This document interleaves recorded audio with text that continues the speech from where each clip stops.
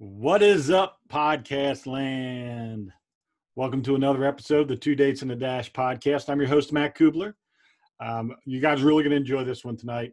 Calling in all the way from England is my man, James Roberts. But before I speak with him and introduce him, I'm going to tell everybody where they can hear the podcast. Everywhere. iHeartRadio, Pandora, iTunes, Stitcher, Spotify, wherever you listen to podcasts, you can pretty much find Two Dates in the Dash. And that's awesome. I love the fact that it's got that much distribution. So it gives it a whole lot more reach, and I am truly appreciative of you guys listening to the podcast. Podcast is brought to you by E4 Strength, which is my company.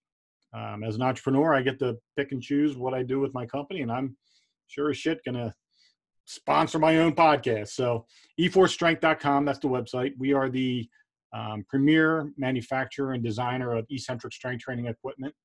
We have 3 patents on a piece of technology called the eForce 250 that allows us to hook to a squat rack or pretty much any piece of equipment for that matter. But primarily we sell it on squat racks and half racks.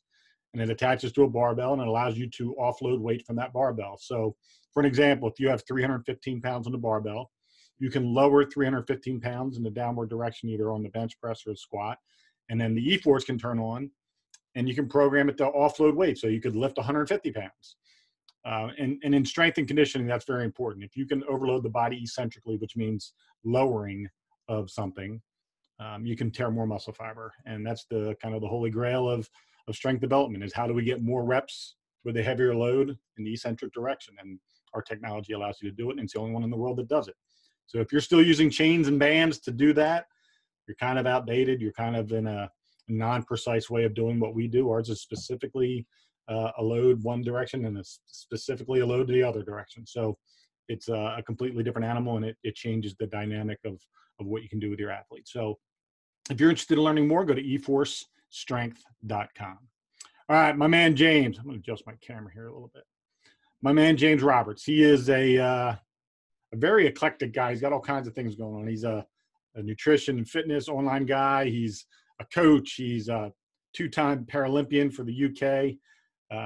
He's an athlete. He's a speaker. He's a podcast host. He has a podcast called The Mindset Athlete, which I've been on. It's a great podcast, and I'm very happy to have you on today, brother.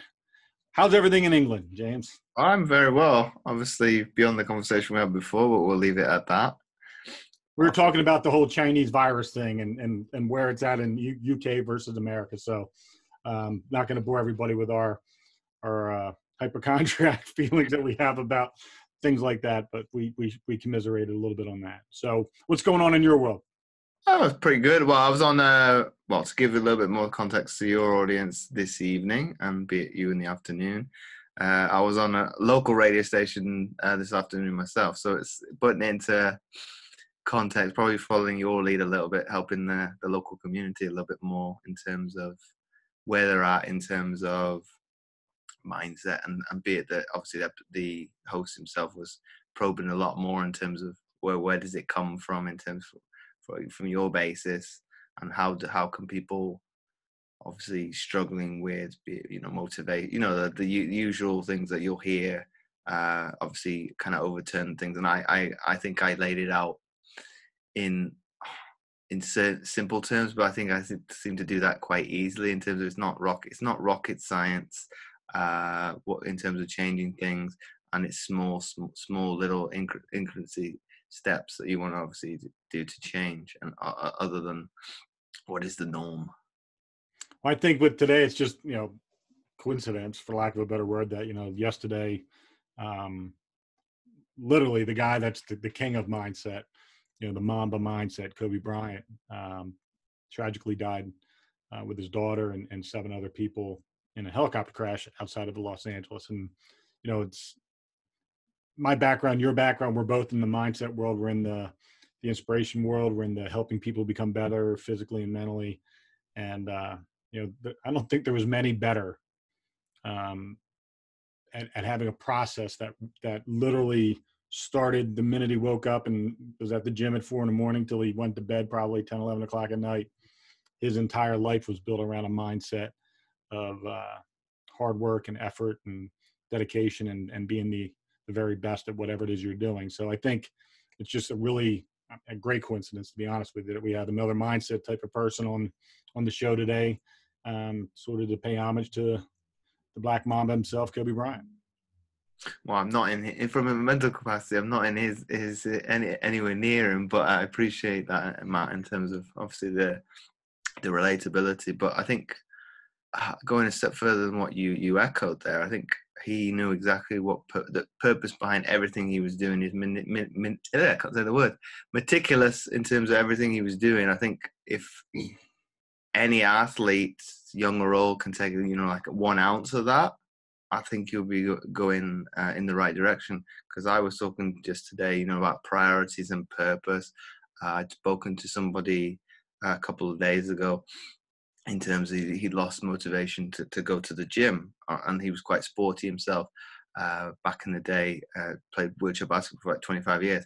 I only kind of said, you've lost your purpose, you've lost your way. Obviously, he said to me he was obsessed with basketball. I didn't say anything about it to be able to steer that direction, thinking, well, that's purpose. You don't see the relationship between exercise and what you deemed as a priority. And very much, I probably was in the same. I can echo it loads of times in terms of being able to relate it from a goal perspective. The gym, I put a purpose towards it. Well, I would like to look after my well-being long term due to my disability. That's purpose enough to go. I don't really have an excuse to shy upon. Obviously, there's going to be other priorities with work that can get in the way, but I can't say for any other reason why I didn't go. It's like, well, James, you either want to be in a better position when you're older or you don't, and I can't argue with it. And I obviously said to this gentleman, you need to find what that purpose is. Well, why did you want to do extra training with basketball, train with other people? You need to rediscover that. And he did say, just by speaking to me on the phone, he was motivated to go back to the gym just by, I guess, making him aware of that. So that was kind of ego boosting, euphoric in terms of, well, I've uplifted him just by having a conversation. If you sign on, great. If you don't, I know he's in the process of doing it, but if he didn't end up signing up, I've given you a kick in the right direction to obviously really look at the the ins and outs of how you need to relate the exercise in the gym to what you did with basketball. And I think everybody can echo that. It's trying to find those priorities and the purpose as to why you're doing what you're doing. And it's a gift to be able to have that ability to connect and to, everybody that is in the inspiration world or in the motivation world or the coaching world or mentoring world. I'm not going to lie. I love how I feel when I help people. And when I go into to talk to kids in schools, I'm like, there's so many things that you're told excess is bad. Too much screen time on your phones or on the computers, or excess of sweets or food or alcohol or drugs in general, period, are all frowned upon. I said, but the only thing that you can do every single day that no one's ever going to tell you you're doing too much of is helping people. Mm-hmm. And it's the single greatest high I've ever had in my life, is being able to help solve problems, whatever that is, whether it's a mental block someone has or an actual problem that needs to be figured out in their life that is much greater than a simple motivation issue. I love being able to create those solutions for them, and I'm sure you're the same way. I think it's given them, not an ultimatum, but a kind of a different perspective on things. It's like, have you thought about this as option C? You've thought about A and B. What about option C? And then obviously the light bulb goes off in terms of, no, I have not thought about that, or I kind of dismissed it because it was too easy. But then ultimately, from an outside perspective, it's like, well, that would be the easiest way to solve whatever it was. And those two are a little bit too, well, one might be too difficult and the other one you're sat on the fence a little bit too long. It's like, well, do this, and then we can go and do A and B. Right. Well, you've seen the show. You understand the premise of my show. There's no plan. It's one question. We sort of figure it out from there. I have enough of a knowledge of your background, having spoken to you for an hour plus on your show, to know some of the answers you're going to give. But I love asking the question regardless. So I'm going to ask you the same question I ask everybody else. Who is James Roberts?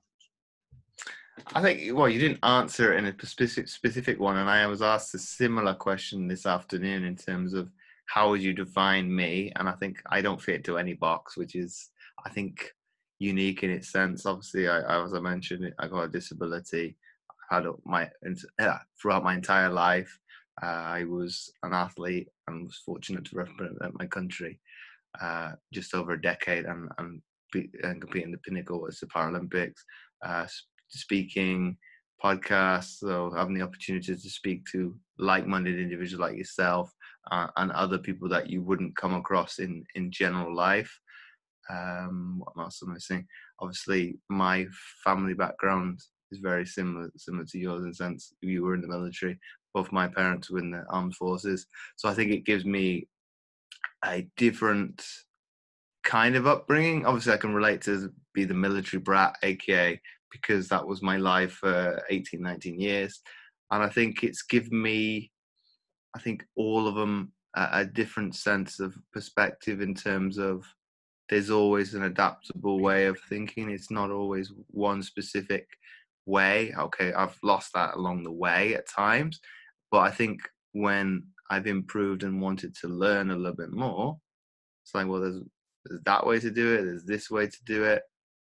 Ultimately, I may not agree with either of them, and then I could come up with my way of doing it. And I think when people do question me as a coach in terms of what do you think, I'm thinking, well, ultimately, it doesn't matter what I think because you've got to do the work at the end of the day. So if I can get you to think what you need to change, we're going in the right direction, as opposed to you being kind of in a school mentality is you're the student and I'm the teacher. Well, I'm spoon feeding you. So I think I like to find those kind of individuals where they want to be able to ask questions, which is a totally different thing and kind of perspective, as opposed to, I want to know what your perspective is, James. It's like, well, I don't have the problem, be it from a weight perspective. I know I had one client say to me, I'd like to have the mindset you have. It's like, no, you don't, because I don't want to be coaching a robot. Yes, you can learn from me, but I think you need to have that elementary learning process where you find yourself. And obviously, I think they are night and day from themselves as an able-bodied individual to when they've had their amputation. They weren't the same. And I was very much put that emphasis on it. It's like you've improved in a positive manner, just your mindset, just by probably accepting that you've had this situation happen to you, but you don't negate down to the having excess alcohol and things like that. That's something that you don't want part of your life. So that's a mindset shift in itself. So I think, yes, you can learn from me. It's difficult. It's challenging, I think, in terms of dealing with people who've got disabilities, because I probably downplay certain things because I've done it for 30 years. So I don't say I know it better, but I know how I interact with my body and my environment and the society as a whole. But it's listening to people in terms of, well, this is a problem.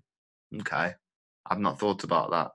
Let me do my homework in terms of diabetes and things like that, and that's a massive minefield in terms of what's the proper nutrition for diabetic. I'm thinking, well, if you're confusing a coach that's within the industry, what are you doing to the general public in terms? If I'm confused in terms of, well, do I steer the person down route A, route B, or route C? How are they supposed to decipher the mind? Obviously, I can look at the science behind things. Well, this is the reason behind doing it this way, is the reason behind doing it that way. But if they don't have that background and knowledge, you're thinking, oh, I can see why some people give up. I think one of the cool things you said, and it's, I think one of my my greatest gifts and assets, and I think anybody who's in the leadership role or mentor role or coach role, is that ability to improvise, adapt, and overcome. And I think you meant that adaptability. You mentioned that, and for me, we live in a world where anyone born in the last and probably you how old are you? 30? 33.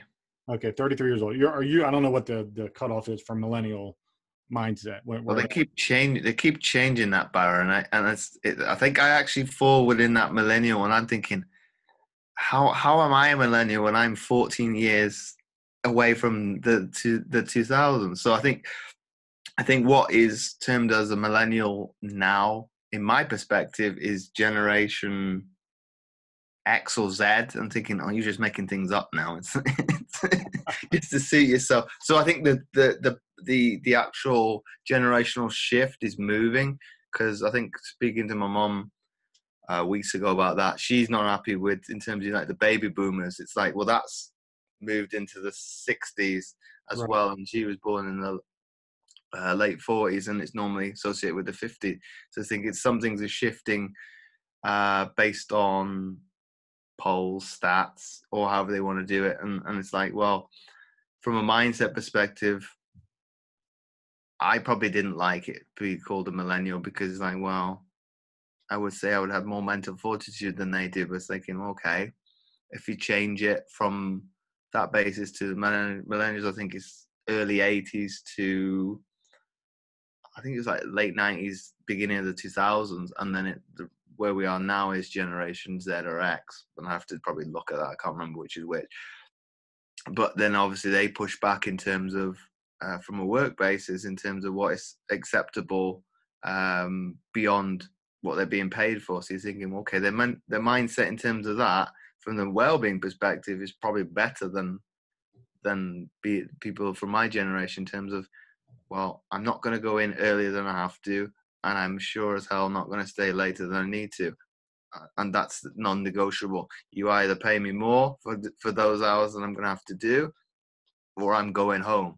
And I think, obviously, from my generation, and I think somebody was mentioning today, as I was talking to him, he was saying it was a very much an American mentality. It must be from this generation as well.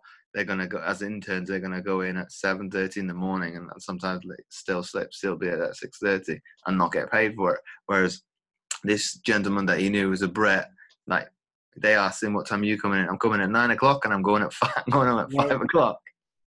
I think that's and I own a business where all my employees are in the early to mid 20s. So it's a different, and not every one of them is that way, but it is a consensus that what you just described is today's young workforce. And I think the mindset that goes into work ethic.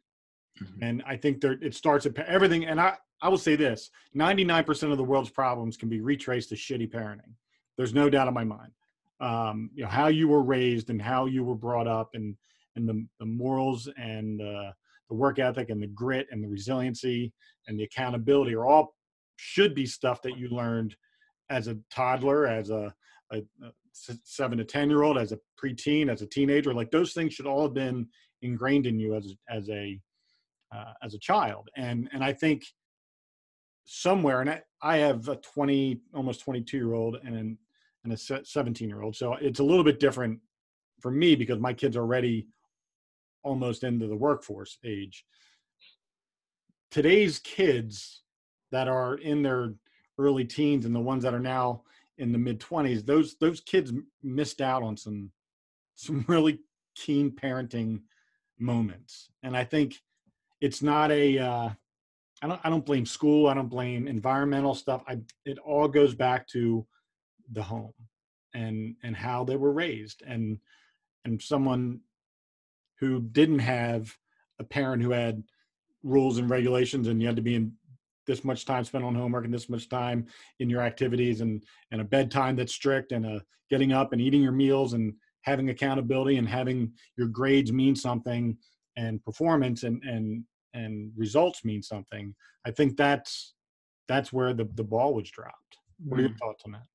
Well, I think for me, Matt, I think because of my upbringing on a military base, and this is probably something that has probably hit home at a very young age, I was very conscious to every action that I obviously made has an impact on my family. So I think I had to mention this to you when we discussed it off air after I finished with, be it people were sent, their parents were shipped back to the US for whatever the kid did. So I was always, not always looking over my shoulder, but I was thinking of, well, if I do something stupid like this, I think I'll use this story because it is funny.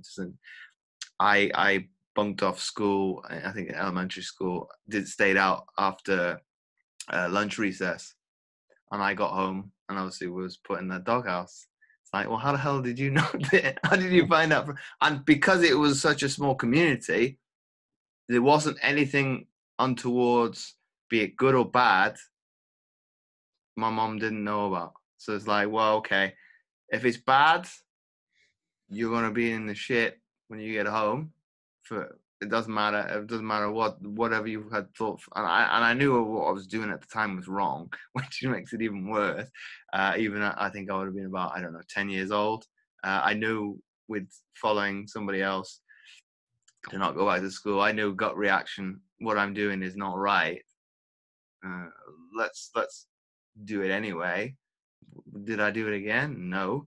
That's the question you have to ask yourself. That is literally the difference between a 33-year-old in your environment and a 33-year-old who grew up with no rules, expectations, or accountability, or minimal, or that didn't meet the severity of what happened.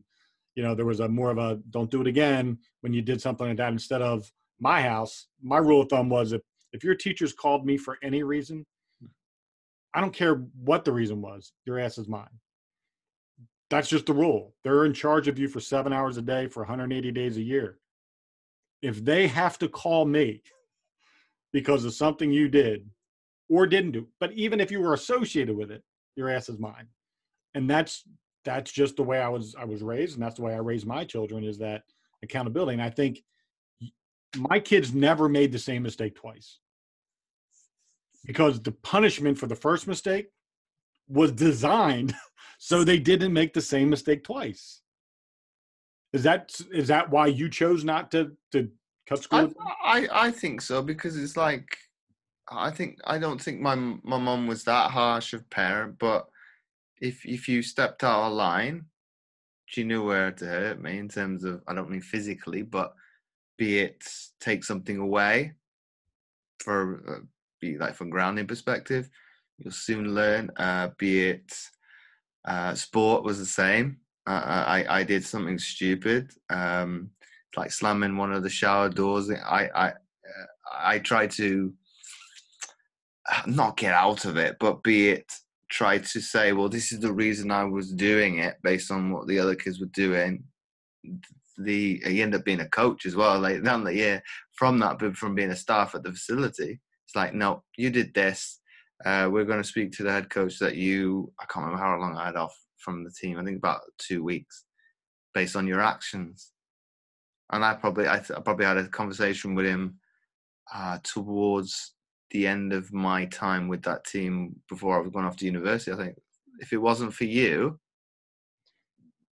holding me accountable, it kind of, I wouldn't say it going off the rails, but it kind of put things into perspective where you can't do things based on somebody else's misgivings or what they're doing on towards outer characters. Like, if they want to be stupid, you move on and carry on about your way, and they get in trouble, as opposed to you doing it out of turn, and then obviously the only thing that the person sees is you. I think similar thing happened in high school, that I cursed in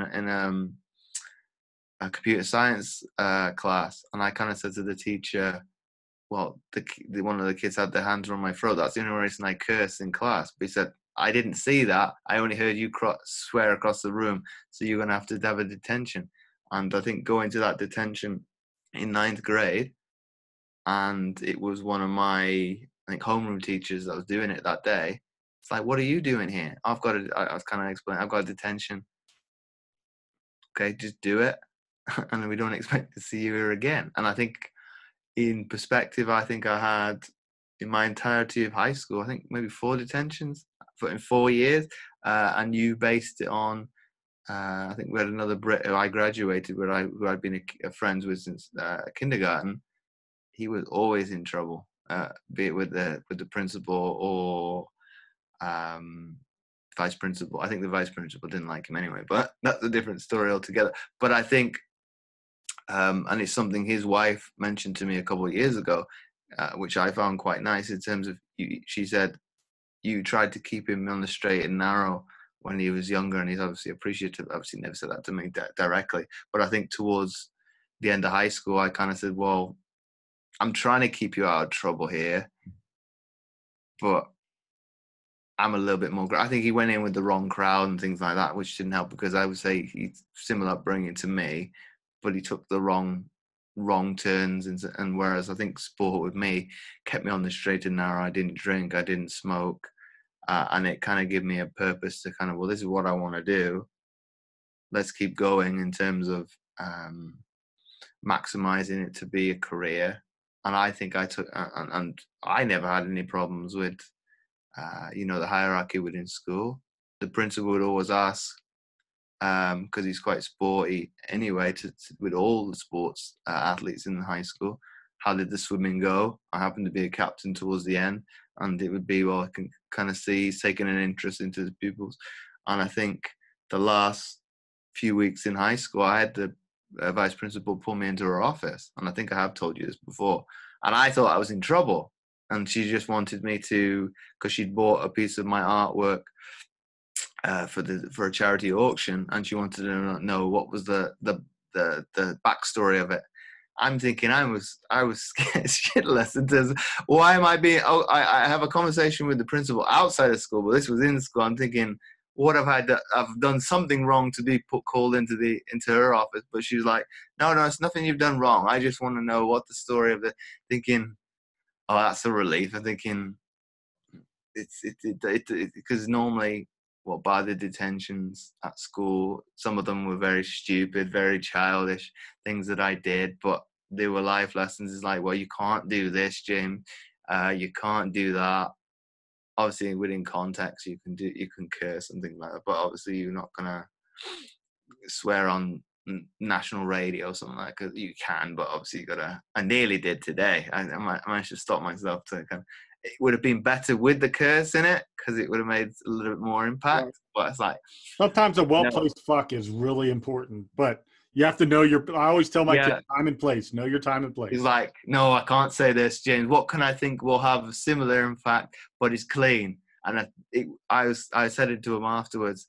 The swear word would have been better, and it's like, oof, nearly slipped out, but it didn't. I'm thinking, whoa, nearly. Let me ask you this. So you talked about the things that kept you moving in the proper direction growing up, which was sports. And obviously we mentioned at the very beginning that you're a Paralympian, that you've achieved the highest level of representing your country in 2 different Paralympics.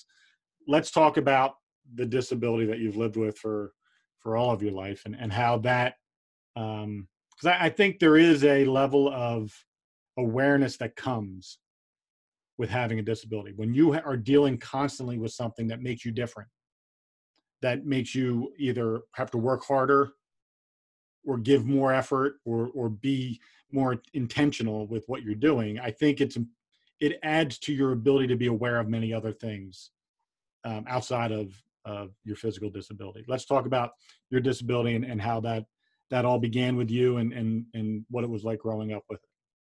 I think you raise a good point there, Matt, and I've never actually thought of it from that basis. I think it's probably, yes, I've had to adapt to be able to do things that obviously my friends took for granted, and be that I probably dismissed that a little bit. Yes, it's adaptable.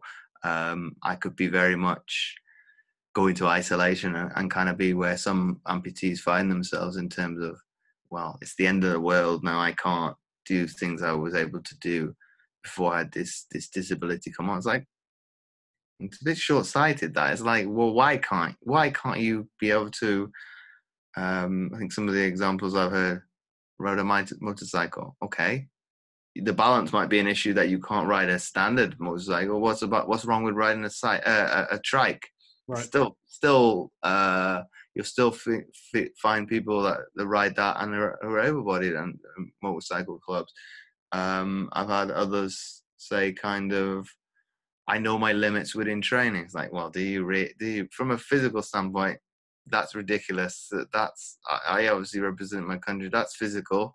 And then obviously know people that I medal that obviously were able to push their bodies even more. So it's like, yes, you are, you have physical capability, but you sure as the hell don't know your mental capacity, because that's what's stopping you to be able to push that much further in terms of obviously pushing the red line, as I like to call it. I'll do that in practice nowadays. There's no tracksuit on offer. There's no medal. I want to do it because I want to be the best player I can be. There's obviously there's times where I'll hold back in terms of, well, you don't really need to go 100% here. You can go 90, 80, 90%. And ultimately, if I've done the best that I can in practice or in games, I'm quite happy. I don't have to go pedal to the metal. I think I did in the last game we had after Christmas, because there was 2 amputees in the other team, and I could see, well, I'm pushing as hard as them. If I put more effort into it, I would have been able to take advantage of their, I won't say weaknesses, but be it my conditioning was a little bit higher, because that's the type of team that we are. We're quite up tempo in practice, in preseason. It's not 100 miles an hour, but it's go. It wouldn't be difficult to run a team out of the gym, because that's how we are as a team. It's just obviously the finite detail of putting the ball in the hole, which is ultimately the whole point of basketball. That's probably where the team has struggled for a number of years, and I think we are getting better at that. Because I had their coach message me a couple of days ago, say you guys eventually turned it around, and congratulations on the win. Because I think we were about 12 points down at halftime, and we ended up winning by 20 points. So it's a big swing, but it took some time to work out, well, what's the other team doing? And I think, okay, the court was a leveler, but when they come here, you'd have thought, which is, I think, in 2 weeks' time, we'll hit the ground running. It's like, well, in theory should do. This is what we did to the third and fourth quarter. Bang, hit. This is the standard that we need to hit. And I think in terms of answering your question more specifically, Matt, I think it is an evolution of obviously thinking in terms of, yes, there's limitations towards my disability. I've probably brushed it under the carpet at times in terms of it's not a big deal in terms of I was born with it versus somebody that has acquired it. So I know no different, which is downplaying it at times, because there are life lessons there, which I like to bring to the fore when I do content, to kind of say, well, being teenage years, I had body confidence issues in terms of wanting to hide away the prosthetic. What other issues did I suffer with? Probably hearing other adults talking about, well, what, and this is something I discussed with my mum as an adult, in terms of what mental pressure did she have to endure when people are saying, what did she do to her son? Thinking, that's horrific. It's like, well, what sane parent would mutilate their child? Thinking, well, what possesses you to think so pessimistically, to kind of come up with that idea? Okay, we're talking about the 80s, but that probably would come up nowadays in terms of conversation. The kids are quite intrigued to I won't say it is stare, because it's like, oh, this leg is different. It's not 2 legs. Oh, I'll stop and look. And it's more the parents, oh no, you can't look. It's like, well, they're intrigued, they want to learn. I could care less. You've presumed that I would have a problem.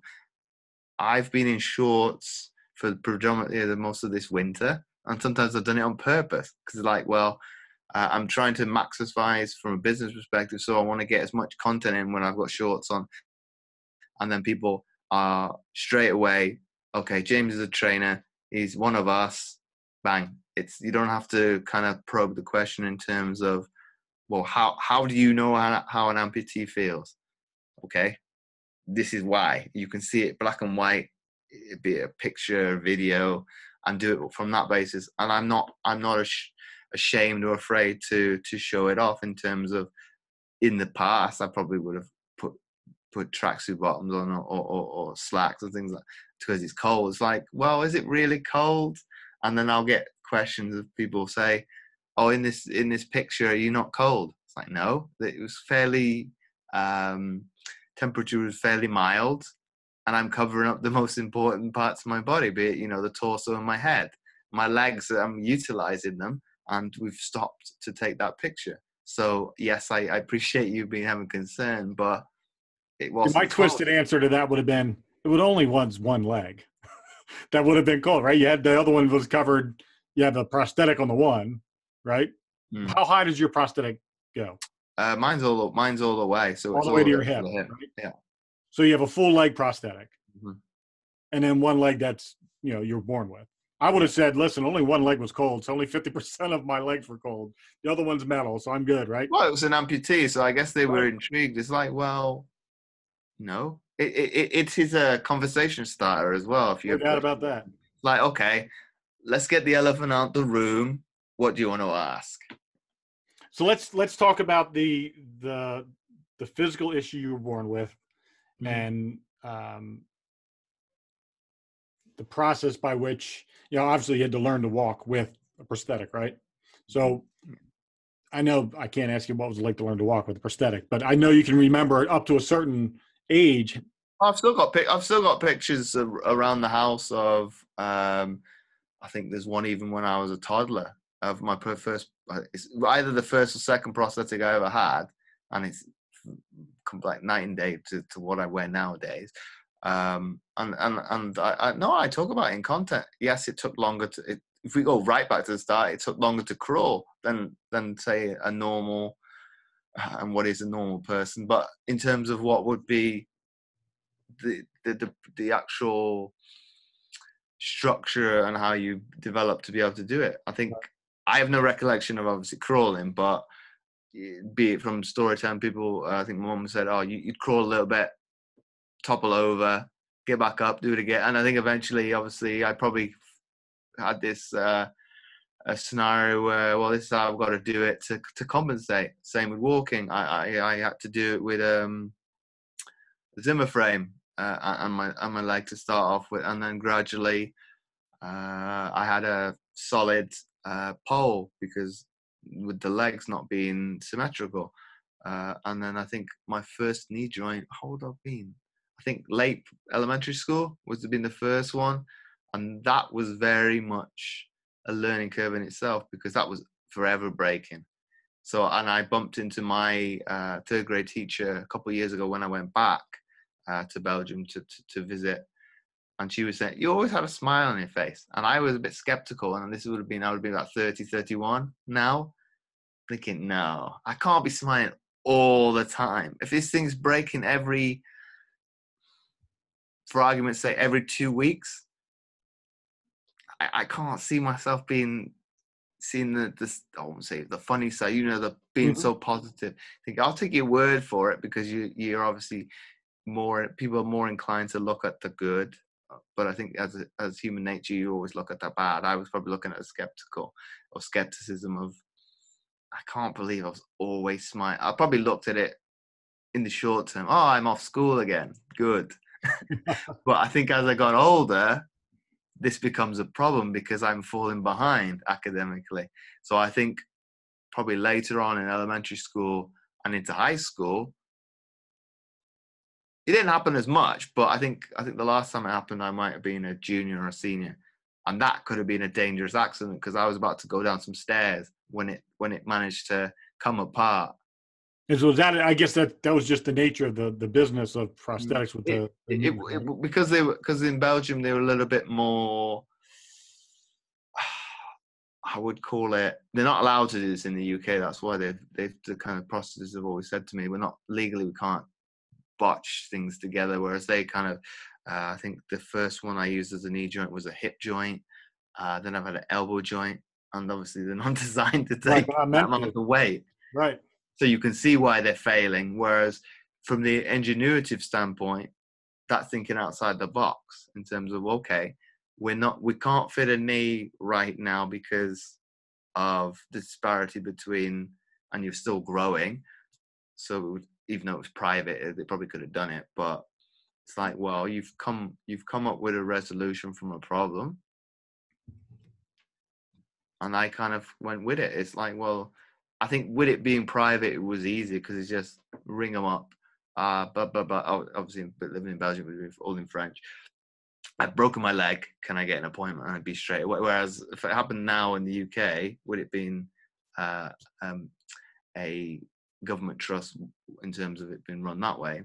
I'd probably have to wait a couple of weeks before getting it fixed, and I would have to have a backup plan, be it crutches, wheelchair.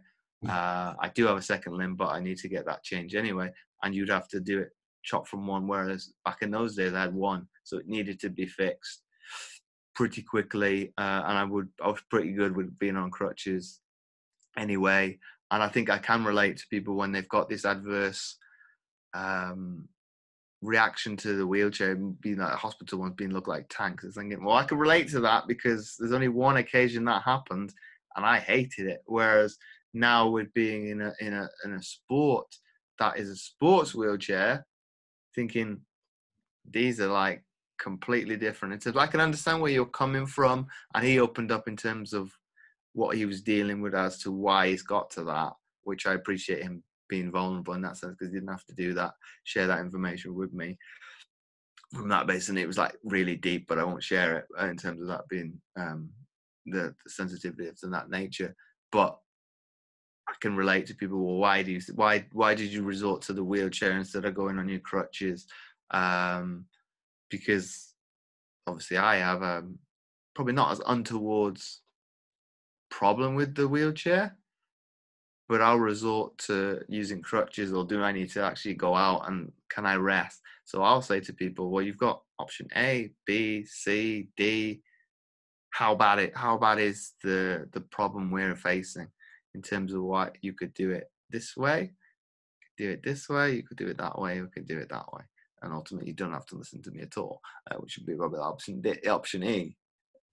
Well, let me ask you this, because I'm fascinated by, I've met and spoken with a lot of people that had lost limbs due to military service and being injured.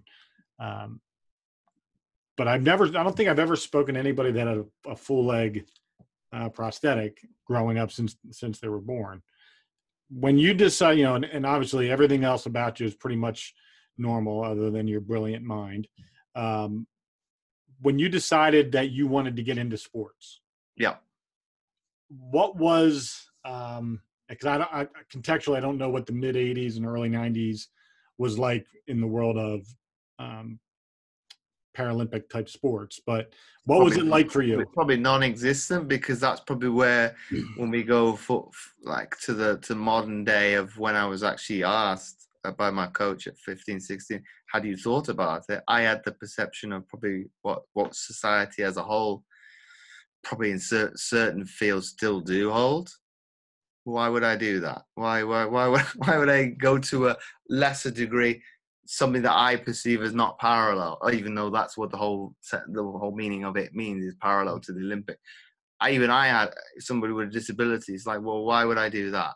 Why would I go over here when I'm within certain terms able to compete? I know the swimming league I was in was weak, but I was able to compete again, and it probably infuriated, be it coaches, parents, the swimmers themselves.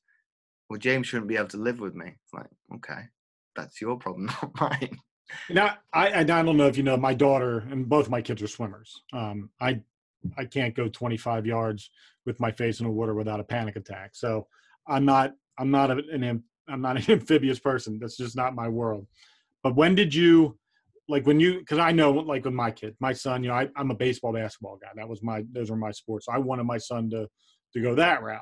And I was trying to make a left-handed pitcher. And, you know, when he was like 2, I'm giving him a right-handed glove. So I'm like, dude, if I could just make you a left-handed pitcher, life would be really good. He ended up being a left-handed hitter, but a right-handed thrower. And when did you start to figure out a direction you wanted to go with sports, knowing that you had the prosthetic and how it was going to fit in with the kids of your age? And I think, Matt, it probably early years of elementary school. It might have started a bit early because I come from a sporting family anyway. So be it, my dad was a letterman in I think 3 or 4 sports in high school. My mum was county swimmer. My grandfather did cricket until he was in his 50s. So it's in the DNA. It's there. So I think and the people I hung around with who became friends in school were sporty. So I think it's only natural, like from a mindset perspective. Well, that's who I hung around about. This is what I was probably obsessed with sport. You know, watching it. It didn't matter what it was. I was going to be in it. I'm probably not as obsessed nowadays because I don't have time. But in terms of, I think it was who I was living and breathing around. I enjoyed the sport anyway, be it being around Americans anyway. So be it basketball, American football, you name it. I could watch any sport on American Forces Network in terms of, it's not what it is once we left, but you could watch, they'd have at least 2-3 games a week and things like that. And I think as a base as a whole, it didn't matter what nationality. I think you had a connection with other people, and then obviously, be it in the summer months, you would go outside with the other kids, play, be it soccer, baseball. I can't think what else, basketball at times, and I was always outside. So it was more the opposite. It was like, oh, James, you need to come in now. I don't want to come in. Whereas nowadays, obviously, it's the opposite. It's like, Jimmy, you need to go outside. Whereas I was willing to try anything and everything. And I think, okay, we were trying to find a sport where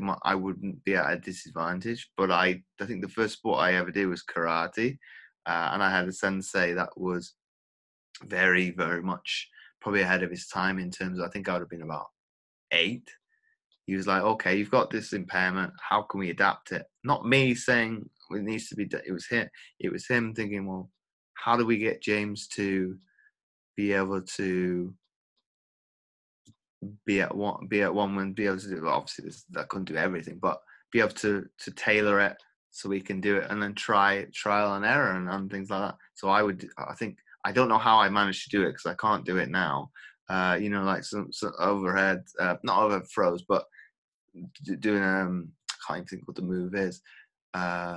Tumble, not technically it's a tumble turn if you use swimming, but on land. And I don't know how I did it with a prosthetic on. Even I probably, if I sat down and meticulously looked through it, you know, from a biomechanical standpoint, and say, well, this is how I did it. Okay, it was a lot smaller, so that probably would help.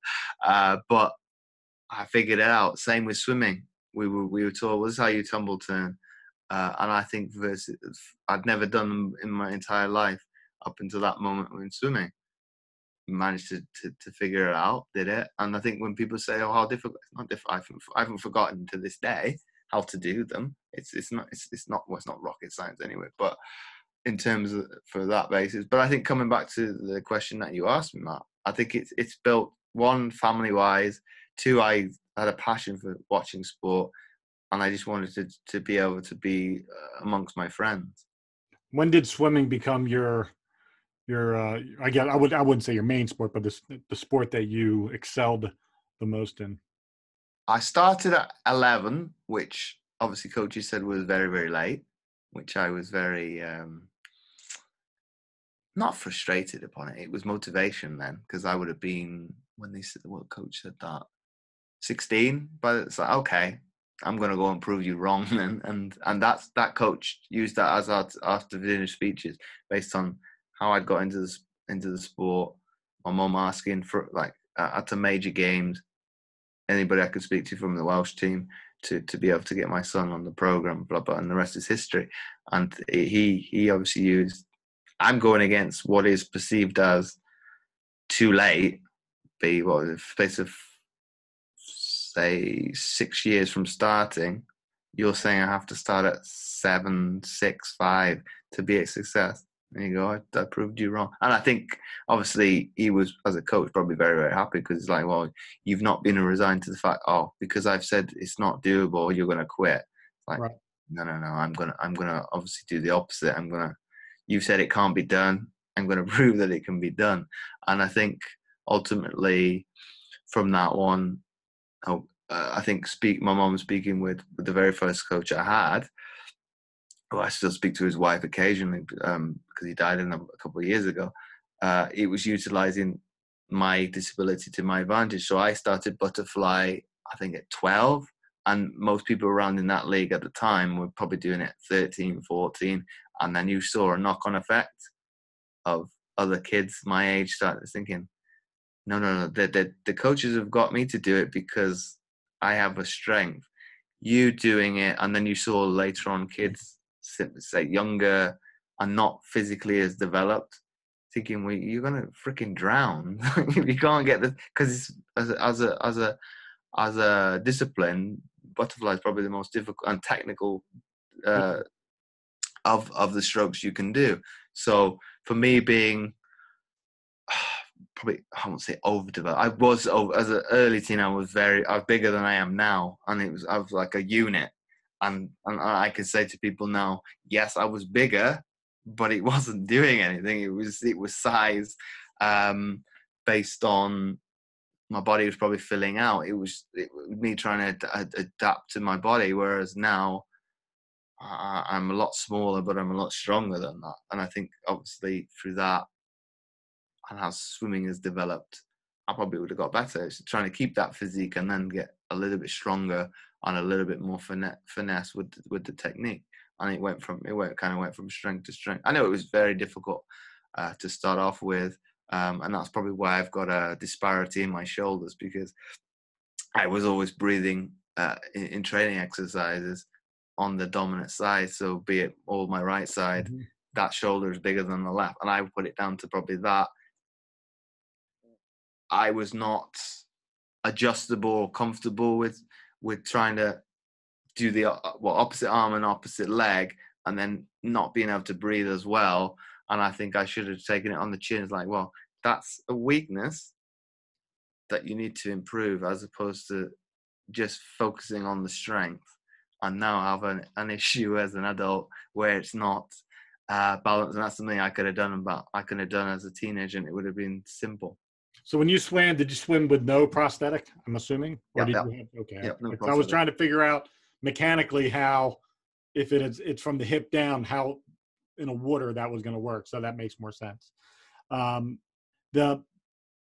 you decided, obviously you participate in a bunch of sports, you played basketball, and I would assume when you're saying you went out and played with your friend, you were playing with your prosthetic on your legs, not in a wheelchair, but outside, just sort of adapting to the sport on your legs, correct? I think I was clever in terms of that. I'd for like basketball, it'd be either 3-on-3 or half court. It's like, you're not going to take advantage of me not being able to keep up with you like on a fast break. We'll condense this court, and I think people were okay with it. It's like, okay, you want to play, you want to a certain extent not change the rules, because obviously that's now become its own game in its own right. Game, yeah.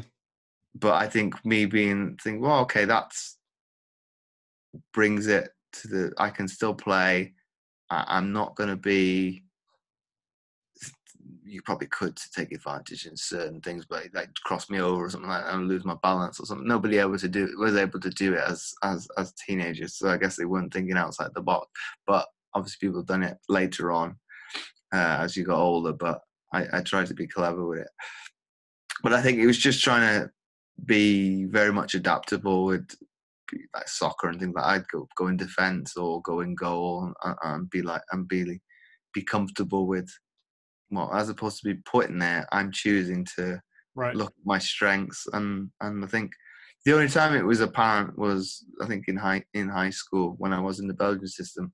The teacher was very old school in terms of, oh, you guys go here because you're academically not doing as well. So while Labia was, no certain kind of failures, or you're not going to amount to anything. But I think in one of the lessons, I don't know what happened to do up the other end of the field, but it was a corner and I scored, and they kind of said, James, you can do whatever you want now, go wherever you please. And I think it's because obviously I'm dispelling a bias or a myth that he had. It's like, well, based on your disability, I don't think you can do it. And then me doing the unconventional, it's like, okay, James, go wherever you want, do whatever, not whatever you please, but if you want to go in defence, you can. If you want to go in midfield, you want to go in attack, and kind of pick and choose. And same, I think, the end of the high school when I was in the American system, because by the time I was the manager of the soccer team my senior year, we had a futsal tournament before the season started, and our school was fortunate too, because obviously we got different sections on that base. That was probably where the American high school was the most dominant, because it was able to pull players from every high school, and I think we had ended up having like 40 players on a team, and the coach wanted everybody to play, which was very difficult because he's thinking, well, not everybody can play, and we've got a varsity and JV. Like, even if you put 20 people in 2 squads, well, not everybody's going to play. There's going to be favoritism, and that definitely happened within the senior collective. It's like, well, me being the manager, am I going to pick a junior over a senior? Probably not, and things like that. So it was very. I was try not to be too political in terms of picking players for our end of the season tournament, because I couldn't go because it clashed with a swimming event. I wanted to go to the soccer tournament, but my mum was like, well, this is by that time was a job, in a sense. It's obviously, I'll get paid to do it. This is unacceptable. This you can't not do. And she was actually surprised because I brought it up not too long ago. It's like, yes, you had the best intention. I wasn't happy at the time, but you telling me you can't go, you have to compete in this competition. You had the right. It was me probably procrastinating at the time. I wouldn't say that my career wasn't going very well, but I wanted to be with my peers in high school. It's like, you wanted to be a kid again. You wanted to not have the responsibility of being essentially a professional athlete. So I commend her for that decision, like call him out, James. No, it's this, and you're gonna have to come up with another plan, to be it another manager goes or another player goes. You need to come up with that. I did, because I was asking eventually, well, I've spoke to the coach, say I can't go. What do you want to do in terms of filling up that spot? And they ultimately took another player. So I had to ask different people down the list, well, who's the next player up, or ask the captains, well, who do you want to go? And I think I ended up picking somebody else based on popularity versus, well, this other player was just as good. Thinking, that's awful. Now thinking back upon it, thinking, would they have done any better or any worse in that tournament if that other person would have gone? Probably not, because they didn't do very well. But you're thinking, well, I didn't miss out ultimately because I did most of the season anyway. But I think coming back to it, it was coming back to the original story that we were talking about in terms of the two that I was friends with. He wanted me to be the team manager, so I kind of went home and kind of said, well, I know swimming is the priority, but can I do this as well? My mum said, as long as it doesn't interfere, which it did in the end, there's no problem. And obviously went all over Europe, and it enabled me to do a high school sport, where swimming was kind of it was, but it wasn't, because it was one whole unit from elementary school all the way up. So it wasn't. So a lot of my peers in that final year and senior year had left as freshmen. I know some had stuck around a little bit longer and then did other sports, be it baseball, softball in that season, but did swimming in the winter. But some went off to play American football instead. So it still kept me in the loop in terms of, once I was captain, people would ask who used to swim, how did the team get on, blah blah blah, because they obviously they had a connection to it back in the day, and they were honestly interested. They weren't just, well, I would hope they weren't just asking for the sake of it. They were interested to see how we got on, because they've got me to be able to ask. And it was difficult at times to, well, it's okay, let's do this, and I enjoy soccer, to be able to watch. I can help.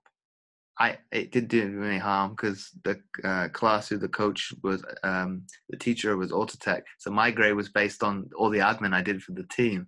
So there's a few people not happy with that. It's like, well, James doesn't have to do anything to get a grade. It's like, well, I don't have to do in the garage or anything like that. I'm still doing friggin' hard work, because having to make sure people have got power of attorneys, they've had their what am I thinking of? Medical waivers, etc. The parents have filled all these forms out, and having to chase people up. With me being an adult long before I was an adult, so I was thinking, well, that's not fair, because it's like, I didn't think this responsibility was, but it gave me a lot of power, because it's like, oh, if you don't have this, you can't practice. And they go, until that gets sorted, you can't. There's no insurance cover for you to be able to. You can obviously practice by yourself, but you can't, in certain terms. Nothing organized, right? Nothing organized. So it gave me a little bit of, obviously, respect, power. It's like, I like this. And then ultimately, I think it did give me some accountability, because I obviously need all these things done by a certain time before the season started. And I think I was always quite routine orientated and very much scheduled, specific, even as a teenager. And I think where it kind of irks me or grinds my gears when people aren't very astute with that, even to this day, thinking it's even easier now to do all these things. Why can't you do it? And why can't you implement this? So I kind of, I'll put in easier steps for people. I come up with, what was actually my coach that come up with a document to, like, priority in terms of tasks. So I sent a number to my clients. Well, here you go. So you can prioritize, be it work, life, exercise, etc. Here's a list that I even use. I didn't do it on a weekly basis. I put mine as a monthly one, because it was easy. It was to just write them all down. What are the priorities of it? What needs to get done right away, and what is, be it like a priority 3 or lower, that I can. It's not. It'd be nice if it gets done, but there's no time scale to be able to do it. Whereas I probably did lose sight of that a little bit into adulthood. But people were saying, even at university, well, how did you do it? Well, I've got my entire sporting calendar for the year. I know exactly when my exams are going to be. My assignments need to be in. What's the problem? Let me ask you this, because my daughter is very, I'm organized in my brain, but it may not appear to be so to the outside person, right?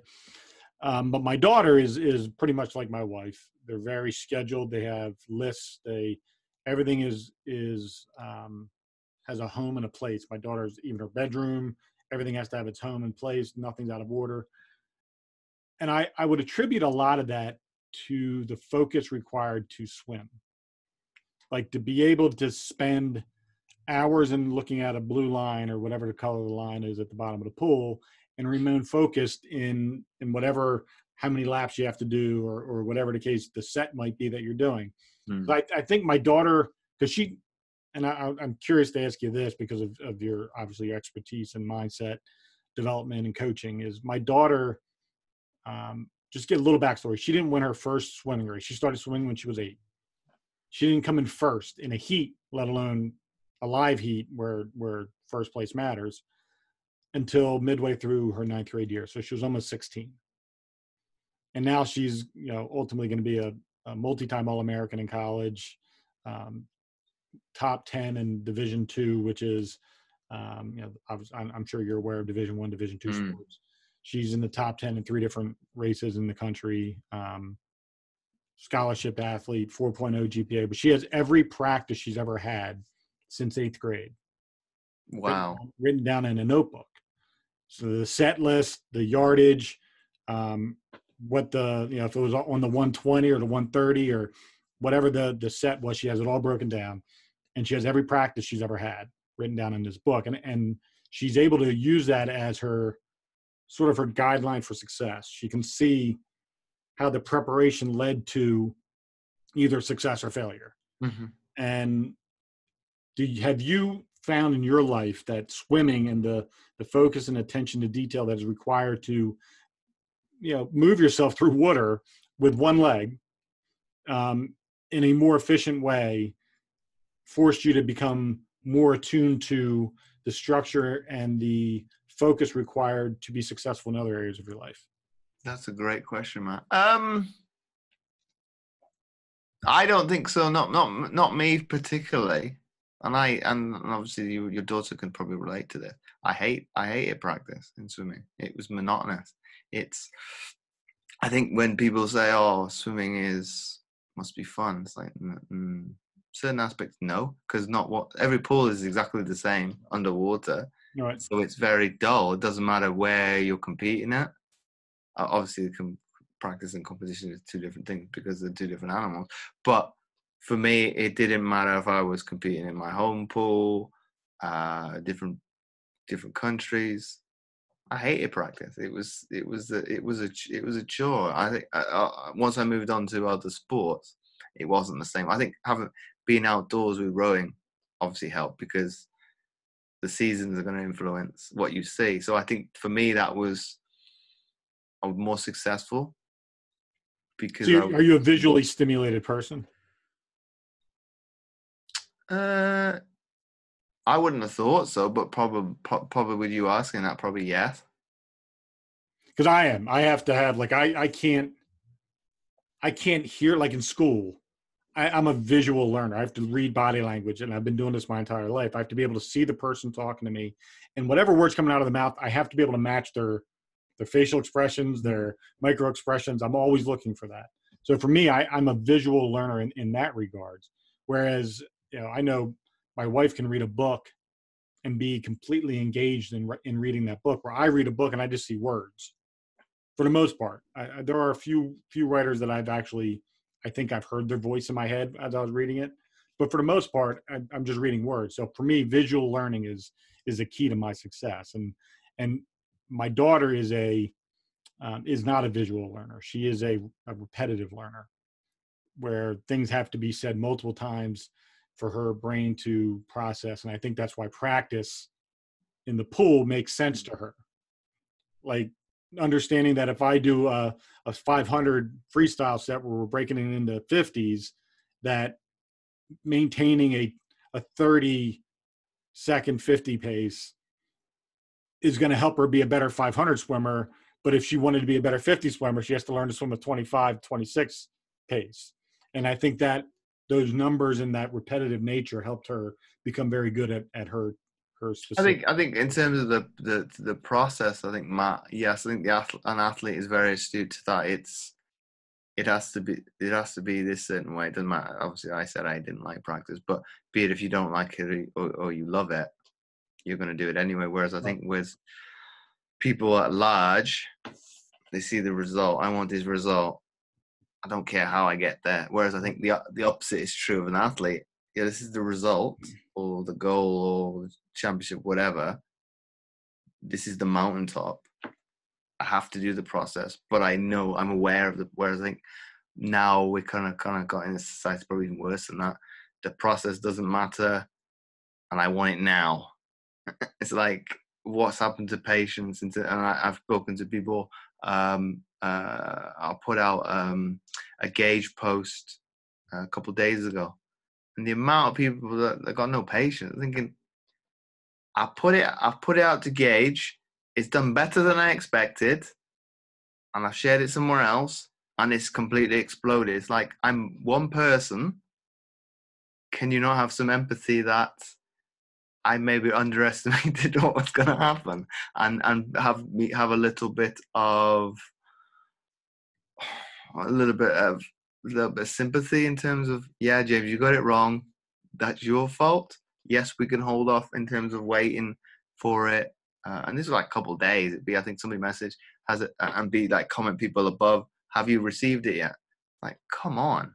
It's like some of the people haven't even done the call to action yet in terms of accepting my friend request, so to make it easier to be able to have a conversation. Whereas he's jumped away, oh, I haven't got it yet. Has anybody else had the same issue? So with him, I obviously went straight away. He's like, here you go. That as a probably a relationship going forward probably won't work, because it's like, well, you've got no patience in terms of, well, you won't even have a conversation with me. It's straight to, I've not got it. There's an issue, and ultimately, obviously, you got to go and click a link and download it. And then you're still in the midst of my content and do it from that way. But I think some people have lost that impetus of patience. And coming back to your introduction of hard work, well, those go hand in hand.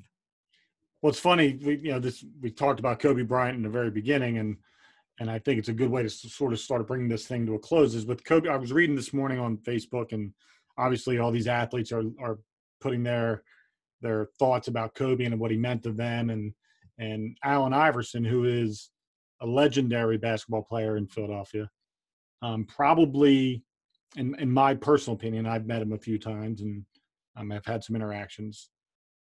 He was talent wasted, in my eyes. The gifts that God gave him could have put him on the pantheons of Michael Jordan. But did he not have a bad team around him at times? Well, it wasn't even that. It was a mindset for him. It was what does he value in terms of being great? Mm-hmm. And he never lifted a weight in his life. Wow. His career was probably 6 years shorter than it should have been. I think he played 13, 14 years. He could have played 20 if he would have took care of his body. But he wrote this quote this morning on a memory about Kobe. And one of the things that stood out to me was the difference between good and great. Like when I read it, that's what and Allen Iverson is an all-time great Philadelphia 76er. And he is in the top 50 players in NBA history. But Kobe's in the top 3. Hmm. And the reason is, and he wrote this in his statement, he said, he was reflecting on the time when in his rookie year, in Allen's rookie year, they were playing the Lakers out in LA. And it was either the day before a game or the night after a game. Kobe came to his hotel, picked him up, and took him out to dinner. And they went out to dinner, and Kobe was taking him back to the hotel. And Kobe asked him a simple question. Said, so what are you doing tonight, man? And Iverson's response was, I'm going to the club. What are you doing? And Kobe's response was, I'm going to the gym. And that in and of itself separated Kobe Bryant from everyone else of his contemporaries. Allen Iverson set a trend for an image of basketball in the 1990s with the way he dressed for games and his cornrows and his tattoos on his necks. He set an entire culture in that direction. He is a genesis for that. For that, he is one of the greatest as far as his impact in how pop culture and sport come together. But when it came to his ability to be a basketball player, Allen Iverson left money on the table because he didn't commit to the greatness component of it. And Kobe Bryant, through his mindset and his grit and his intensity and his accountability for everything that he did, took those steps to be great. And I think that's, when you look at somebody who's born with one leg that is traditionally normal, and how you went from being a kid who had to struggle to walk to learning how to play basketball on 2 feet in a half-court set to swimming with one leg and being ultimately paid to do that, and then becoming I'm going to say 3-sport Paralympian, correct? No, well, it should have been probably one. That's where we have an argument in the family home. Yeah, you should have been a Paralympian in swimming. It's like, okay, yes, I didn't probably put in the work ethic that I did in the other two, but who's to say I would have made it anyway? So, but you were definitely basketball and rowing, correct? Rowing and volleyball. Oh, volleyball, not basketball. But to be able to transcend yourself through a commitment and a mindset, whether it was immediate when other people may have thought you should have had more of a stricter mindset towards greatness in the swimming pool per se, ultimately you found the thing that, and quite frankly, that's part of the self-discovery phase, is understanding where your passions lie and the things that inspire you to want to go that extra level to become great at something. And I would argue that you probably didn't have that just based on our very short conversation on swimming.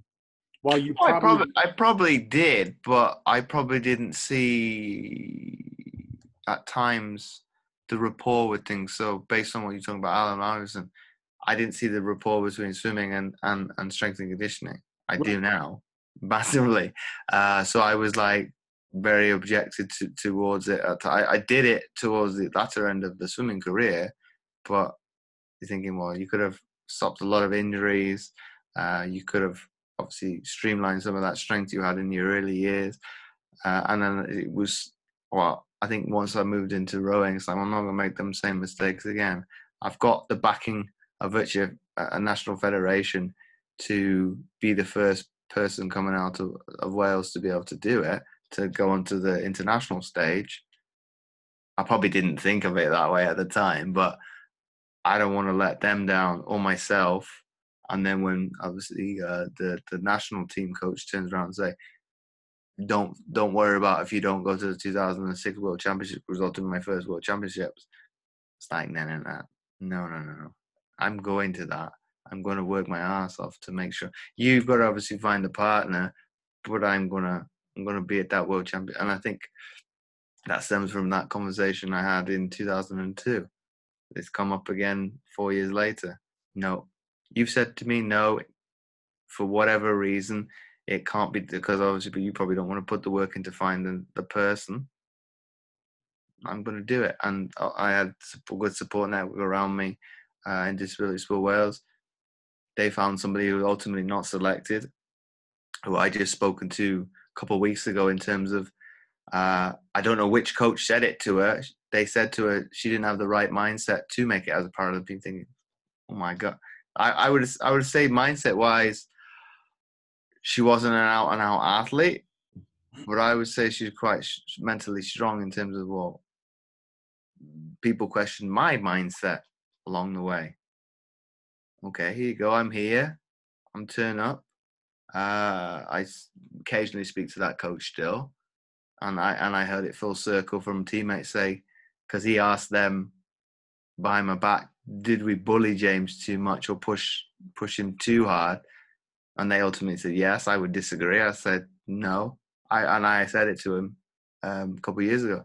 No, because that got the best out of me at that particular time. That button needed to be pushed. Yes, it could be perceived as bullying from the outside perspective, but you were trying to get me to realize what I was actually capable of in terms of what is belief.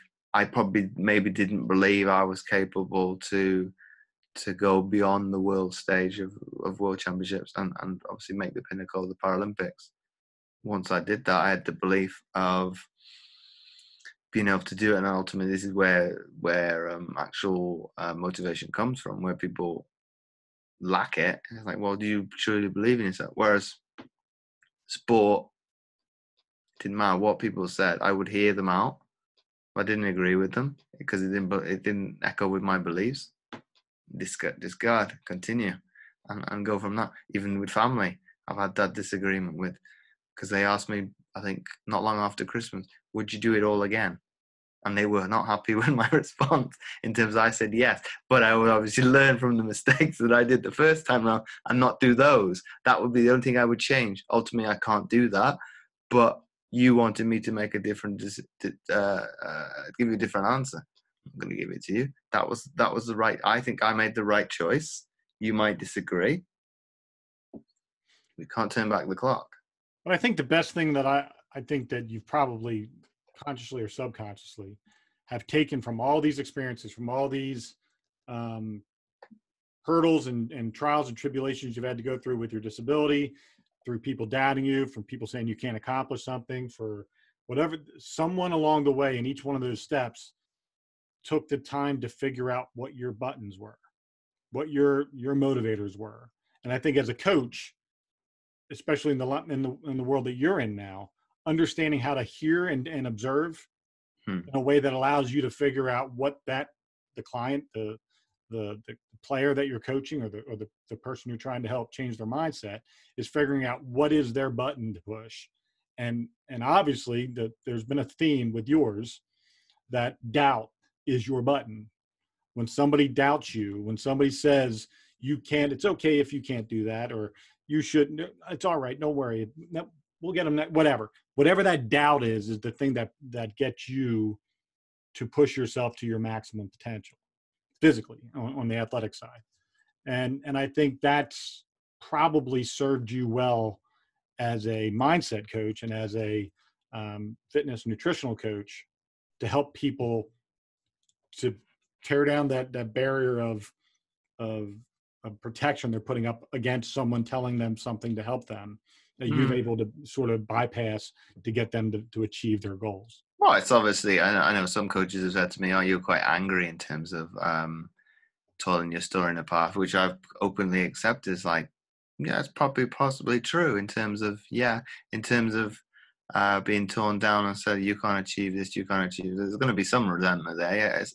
Whereas I utilize that, I think, either on his show or mine, in terms of, okay, I'm quite happy openly talk about it. If we said we're angry then, at that particular moment, this is the resolution or solution I came up with to solve that. I'm going to obviously push back against that and prove you wrong. But this is a consequence of where I'm at later down the year or down the decades of being problematic. How I overcome that in terms of being able to go full circle, in terms of, well, I've learned from all those, in terms of, I know some people will say, oh, you do have an axe to grind occasionally. Thinking, no. Towards myself, probably yes. Everybody knows they're the harshest critic. Whereas trying to give myself a little bit of respite from that perspective, in terms of, or give yourself a pat on the back occasionally, in terms of, well, you've not done all your to-do list, but you've managed to achieve this today. Well done. That's still an achievement. I think my dad says it the easiest way in terms of gratification. You've woken up one day and you're going to bed in one piece the next. Okay. And I think some people, when I've spoken to them, well, that's true gratification. You can't accept more than that. You've lived another day on this earth. And I think obviously everything else beyond that is either superficial or to a certain extent things that you don't really need, in terms of, I can't think of the word. I can't think of it. In terms of, being a fancy car and that big house, things from a materialistic standpoint, that's not important. It's looking at the here and now, and obviously, I think the greatest sense of euphoria that you get is being able to have that one individual. It doesn't matter if it's Facebook Live, podcast, content. I look at it at the microcosm, the smallest thing possible. One person, that's good enough. Obviously, it's going to have a little bit more of a impact than that.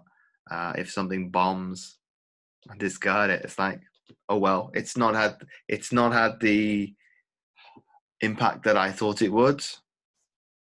Okay, there's no point dwelling upon it. Yeah, it's negative, it's bombed.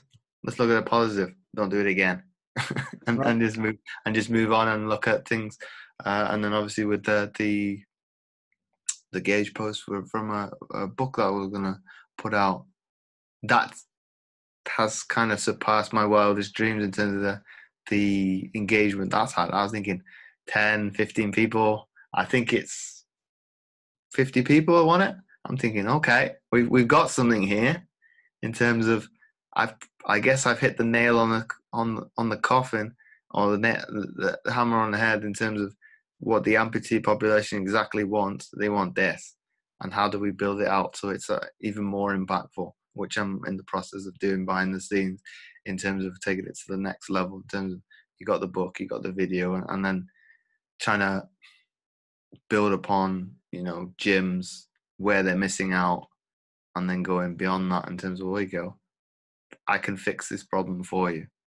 It doesn't matter if you have low income, high income. There'll probably be different scales in terms of where you can come in at, but I can fix this problem based on X, Y, and Z in terms of, this is a problem you perceive, no big deal. It's just need to be a little bit more open-minded in terms of, well, as you know, in the strength game, there is no one way of doing anything. Where can people learn more about your website, the podcast, your social media? What's the best way for people to find you? The website is fitamputee, all one word, .co.uk. The podcast is The Mindset Athlete, which you can find on Apple Podcasts or iTunes, Spotify, where else is it? Or anywhere that you really listen to podcasts. Social media wise, Twitter, Facebook, Instagram are all under the at James O. Roberts 11, and you can find me on there and shoot me over a message on any platform that obviously you're more prominent on. Awesome. Well, here's what we're going to do. I'm going to put links in the social media posts for your podcast, for the website, all that good stuff, so people can find you. Everybody, I highly recommend you do your due diligence and look at all the options. If you look for somebody like James who can help you with your fitness goals, your nutritional goals, your mindset goals, if you're an amputee, I don't think why would you look anywhere else other than James. Do your due diligence and do your comparisons. But I can promise you this, James is going to give you 110%. He's somebody that I trust and like, which means a lot because I don't do that often. I'm not the most lauding human being on the planet. I'm very strict on the people that I associate with. So I do recommend James highly, and I do appreciate you coming on the show, brother. I know it's my absolute pleasure. Certainly later in the evening than it is here in Philly. And I'm very happy that you got to share your story. I'm thankful that I got to learn more about your growing up process with having one leg and having to figure out how to be who you are today through all those moments of hardship. I think it's an evolution in terms of, it's always ever changing. I think even now in terms of, well, okay, from a mindset perspective, when I had to relearn a lot of things when I had mental, and this is something that you mentioned in the show in terms of mental health, I had to relearn all these things in terms of what I'd forgotten about or taken for granted, be it, association with music, what did I do as a kid, and things I had to learn, well, still probably learning to this day, 18 months later. But I think it kind of gave me a restart in life in terms of, yes, you now have an empathy towards other people because you have, well, everybody has mental health issues in terms of the complexity of it, but in terms of having that real empathy of what an amputee is going through, because I have a disconnect in terms of the physical one, because I've not had a limb chopped off. I've not had to be in a hospital for weeks on end. I've not had to learn how to walk again. And the list is endless in terms of that. But obviously the mindset thing, and I've talked to a number of amputees for the show, and I think that's where I've had, it's like, well, okay, your story is very impactful, your way that you've become an amputee, etc. That's probably a good episode for people to go and listen to as well. Just by he was not resigned to the fact of this new norm, and the doctors tell him you won't ever walk again. And he was which position did he play? He played obviously Division 1 football at LSU. So that puts in perspective in terms of, well, he's playing alongside, probably most of his peers would be, not all of them, but say at least 10, 20, maybe higher percentage in the NFL. Right. And what he said from that, based off what he's done now as an amputee and done as a collegiate athlete, he probably would be in the NFL himself. Obviously, you can't change the past, but he's looking to right the things that he did probably wrong as a collegiate. And I look to do the same. I probably did a lot of things wrong as an athlete. I can rectify now, or obviously athletes themselves need to learn from the mistakes as they go along, because you're only curtailing their career by giving them shortcuts. But I think I look to learn from those moments into the real world, in terms of, it's very difficult to take the emotion out of trolling and things like that, because you get up on your high horse and say, well, you're directing it towards the business, but I'm taking it personally. And even the radio host today asked, well, after the show, how do you deal with it? So you never really truly can, but you need to be able to have that disconnect. And for me, that's still a work in progress, in terms of, I can do, if I speak to the right people and kind of say, well, how do I respond and take the moral high ground? Because I don't want to take the moral high ground. I want to go into the trenches and beat the crap out of them. Whereas you're not fully engrossed in that moment, and you can take a more rational decision in terms of, James, ask them, well, why do they think this way? What's made you come to this decision? Whereas me, I would probably go all guns blazing as, well, I can see your side of the argument. Why you're not listening to mine? Oh, I'm with you. I'm a nuke switch guy. I'll go shock and all every day with everybody. So that's always been my one of my shortcomings too, is separating the emotional side from the reality side sometimes.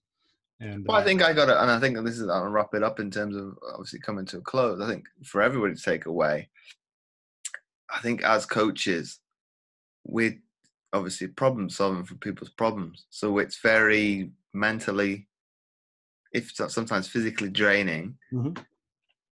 That's going to obviously be more detrimental, because we're already at a low anyway, because we're trying to take on board and sometimes purposely digging deeper in terms of, well, this is BS. You're not telling me the good stuff. It's this is not really anything. That's not really solve anything. Let's go deeper. And obviously you have to be, in the terms of like an emotional perspective, like a sports person, be quite negative in terms of where be your son and daughter, and I and every sports person listen to this, we thrive in that environment, because we have to be something we're technically, like a Beauty and the Beast type of kind of, we got to be the beast to get the best out of ourselves and not be obviously be victims and be exposed. But I think on the other side of the fence with that, when it's your coach, it's very, very difficult to not wallow down in that and self-pity, because I've brought the person down there, so I have to go into the trenches myself. And I think this is where you need to obviously balance that out with either, probably most times, something that's going to energize you, in whatever that may be for you personally, to be able to counteract that. And then you're always coming at an even keel. So I think that's something I've got to get better at, in terms of, I'm going to go into the trenches with trolls, people that don't like me, and ultimately, obviously, people I'm speaking to that I would ideally like them to be clients, but ultimately it's still their decision. I need to balance that out with stuff that I enjoy, so I'm not always feeling like crap, in terms of, this time of the year is bad enough as it is, with it being cold and wet and damp, and depending on where you're, snowy, and things, it does bring your mood down anyway. So I need to counteract that in whatever way, be it. I know sport is a good level up for me. even though what I talked about being a negative state, it energizes me because I'm able to switch off from the outside world and be in my happy state and kind of in my comfort zone in terms of this is what I've known for 25 years. I'm happy. If you want to get hold of me, you can send them. I won't look at it. I'm very polar opposite to some of the players we got. They're on their phones during water breaks thinking, can you not switch? I'm quite happy to switch off. It's and if people say, oh, I can't get hold of you, that there's a reason why. I want to have my time to enjoy what is a pastime, but what connects me throughout my whole entire existence in terms of, well, that's what I'm passionate about. It, to a certain extent, is part of my identity. I don't want to miss out in terms of, and obviously it gives you a different perspective in terms of, be it content or me showing you me, in terms of it's not always what I think about fitness, what I think about nutrition, what I think about mindset. Here you go, I'm going to a game. This is, I do something outside of my business, and you can kind of see I'm not a robot in terms of all the time engrossed in the business, which some people say it needs to be out and out. Your business needs to be your social media. Whereas I was like, well, I'd like people to be able to see a plethora of what are my hobbies, what do I do outside of the business. My disability is not going to hold me back.